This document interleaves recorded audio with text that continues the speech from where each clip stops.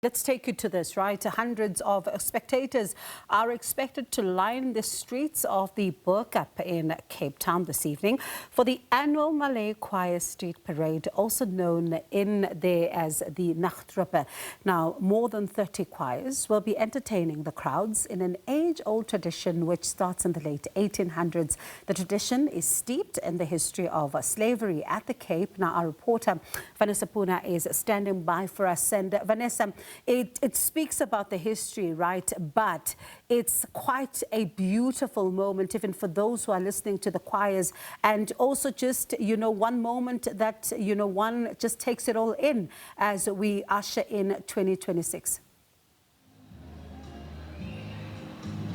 Yes, good evening to you, and indeed a beautiful moment in Cape Town. It is a traditional New Year's Eve, or as people here in Cape Town call it, Oyar Aan Street Parade.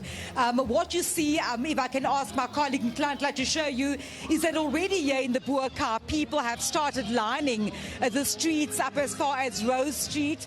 In the background over there, of course, you'll see the colourful homes, the colourful houses of the Bo-Kaap, an iconic landmark in Cape Town. This, of course, is where it will all be starting shortly, when more than 30 choirs will be coming here, gathering, singing as well as entertaining the crowds in the way that only the mother city knows how to usher in the new year. You've said it there just now, that of course this tradition has its history in the times of slavery in the Cape, and it is basically the people that were brought to Cape Town from the east, such as Java and Malaysia.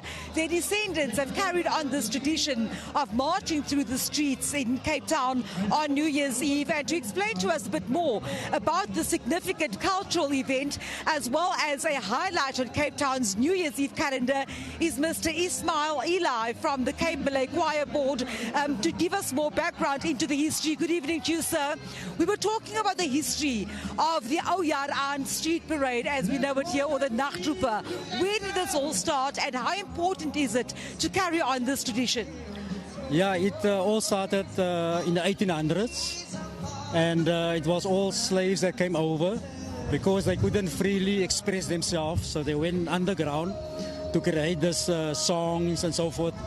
That is why still here today you hear that song that they're still singing from that side, from that time onward. It's called the Nederlandse liedjes, am I right? Yeah, it's called the Nederlands. It's a very unique, only here in Cape Town. It's sung nowhere else in the world. It's only in Cape Town.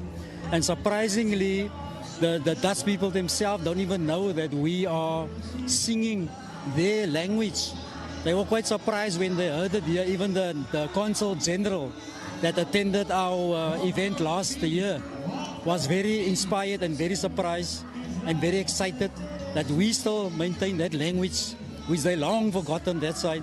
So what can we expect? We know that the march itself is supposed to kick off somewhere around 8 o'clock, after 8. Explain to us what starts happening as of now, as the streets fill up with spectators already coming, anticipating spending, as you've told me just now, the entire evening up until 4 o'clock in the morning here in the streets of the Bo-Kaap. Exactly so, yeah. They are also looking forward to this calendar event. Every single year it happens. So they come here meeting their friends and family where they haven't maybe seen through the year, and this is where they meet, and that is what we call social cohesion. And that is a great thing for Cape Town itself, with all things that's happening all around us, the troubles that's happening. This is where they can feel happy at this moment, celebrating the heritage. Just finally, what time does the first troop start coming through? Yeah, we expect them to be arriving here. It's about just after Isha, so about 8:30. As we start arriving. And then the party goes on, you say? Yeah, it's already starting. As you can hear, there's a live streamer roaming around here and people are just going crazy. The streets are filling up. So if you want to be anywhere else, be here in Cape Town, you will enjoy yourself. Thank you so much, Mr. Eli. Of course, they're from the Cape Malay Choir Board, just giving us a brief history of this culturally significant but also traditional event that takes place in Cape Town on the streets of the Bo-Kaap every New Year's Eve, and the revelry will continue into the early hours of the 1st of January. Vanessa will continue to enjoy it then through your eyes. Thank you so much for that update. My colleague there, Vanessa Poonah, live for us in the Bo-Kaap.